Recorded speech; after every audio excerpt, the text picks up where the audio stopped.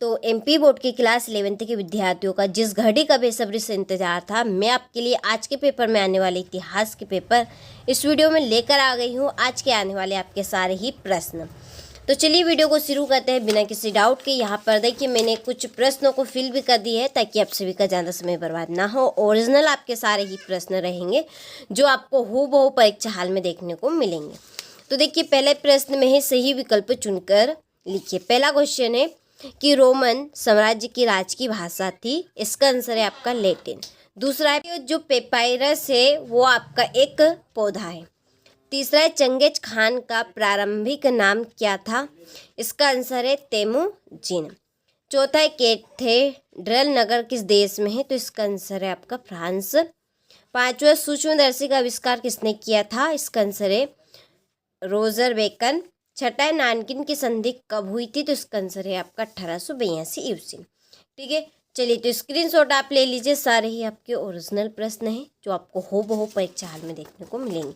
तो आपको परीक्षा हाल में जाने से पहले सारे ही क्वेश्चन को आपको एक बार जरूर रीड कर लेना है। ठीक है, तो देखिए क्वेश्चन नंबर 2 में है रिक्त स्थानों की पूर्ति कीजिए। पहला है ओल्ड टेस्टामेंट खालिस्तान पुस्तक कब आ गए, तो इसका आंसर है आपका बाइबिल।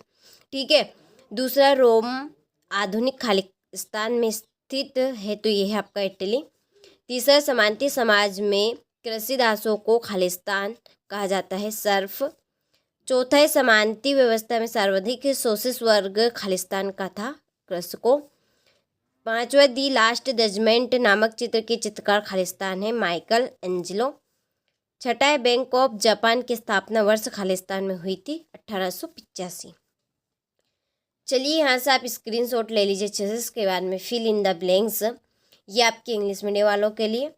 इसके बाद में सही जोड़ी, पहली जोड़ी है आपकी, तो इस जोड़ी का आपका मिलान होगा असीरिया। दूसरा है सीनेका, इसकी जोड़ी है रोमन दार्शनिक। तीसरा है यास की जोड़ी है चंगेज खान की विधि संहिता। चौथा है फिप की जोड़ी रहेगी लाड द्वारा नाइटस को प्रदत्त भूक्षेत्र। और टीथ की जोड़ी है चर्च द्वारा किसानों से लिए जाने वाला कर। पॉप की जोड़ी है कैथोलिक चर्च का प्रमुख। और जेम्स कुक की जोड़ी आपकी रहेगी न्यू साउथ वेल्स। ठीक है, चलिए यहाँ से आप स्क्रीनशॉट ले लीजिए। इसके बाद में ये आपके इंग्लिश मीडियम वालों के लिए हो गया। चलिए क्वेश्चन नंबर 4 में है एक वाक्य में उत्तर लिखिए। पहला है मेसोपोटामिया में हैंगिंग गार्डन किस शासक ने स्थापित कराया था, तो इसका आंसर है आपका नेबूचारेजार ने। पुरातन काल में रोम में लेखन सामग्री किससे तैयार की जाती थी, तो इसका आंसर है आपका पेपायरस। ठीक है, यहाँ पे है। तीसरा मठों में रहने वाली भिक्षुओं को किस नाम से जाना जाता था, मोक। चौथा होपी किस प्रकार का समुदाय था, आदिवासी समुदाय। पांचवा अफीम युद्ध का संबंध किस देश से है, तो चीन। छठा है पहला अफीम युद्ध कब हुआ, 1840 ईस्वी में। और सातवां पीपुल्स रिपब्लिक ऑफ चाइना की स्थापना कब हुई, तो इसका आंसर है 1949। ठीक है, यहाँ से आप स्क्रीनशॉट ले लीजिए। इसके बाद में ये आपका इंग्लिश मीडियम वालों के लिए।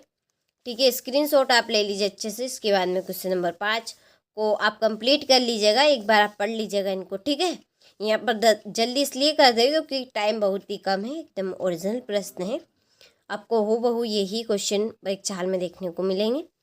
तो देखिए छठा है मेसोपोटामिया सभ्यता की कोई 2 विशेषताएं लिखिए। देखिए अभी तक आप हमारी एप्लीकेशन के साथ नहीं जुड़े तो जुड़ जाइए फटाफट से, ओरिजिनल को एकदम वहाँ पर मिलेंगे प्रॉपर तरीके से।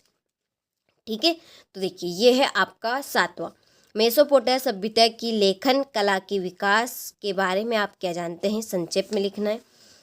रोम के संदर्भ में गणतंत्र शासन व्यवस्था क्या थी, चंगेज खां कौन था, समांतवाद का अर्थ स्पष्ट करते उसकी कोई 2 विशेषताएं बतानी है। ठीक है, यहाँ से ले लीजिए स्क्रीनशॉट। चलिए इसके बाद में है 12वां प्रश्न पुनः जागरण। ठीक है, पुनः जागरण से आपका क्या तात्पर्य है, नेटिव शब्द का अर्थ आपको समझाना। अमेरिका में रेड इंडियन कौन थे ये बताना है, ये आपका 15वां प्रश्न। ठीक है, ये रहा 16वां प्रश्न। स्क्रीनशॉट आप आराम से ले, सारे ही प्रश्नों को कंप्लीट करके जाए। ये आपका 17वां यास की अवधारणा को स्पष्ट कीजिए। यूरोप में राष्ट्रीय राज्यों के उदय के कोई 4 कारणों का वर्णन करना है। जापान में मेजी कोल की प्रमुख उपलब्धियां की विवेचना करना। मेसोपोटामिया की अर्थव्यवस्था पर प्रकाश डालना। पुनः जागरण के 4 महत्वपूर्ण प्रभाव बताने। ठीक है, चलिए लगभग आपके प्रश्न हो चले हैं। ये आपका 22वां प्रश्न गोल्ड रश के बारे में समझाना है। 23वां आखिरी लास्ट प्रश्न है। विश्व के राजनीतिक मानचित्र में निम्नलिखित स्थानों को दर्शाइए। ठीक है, रोम, इराक, पेरू और मक्का। ये तो आपने सारे ही प्रश्नों का अच्छे से स्क्रीनशॉट ले लिया होगा, तो अच्छे से आपको कंप्लीट करके जाना है।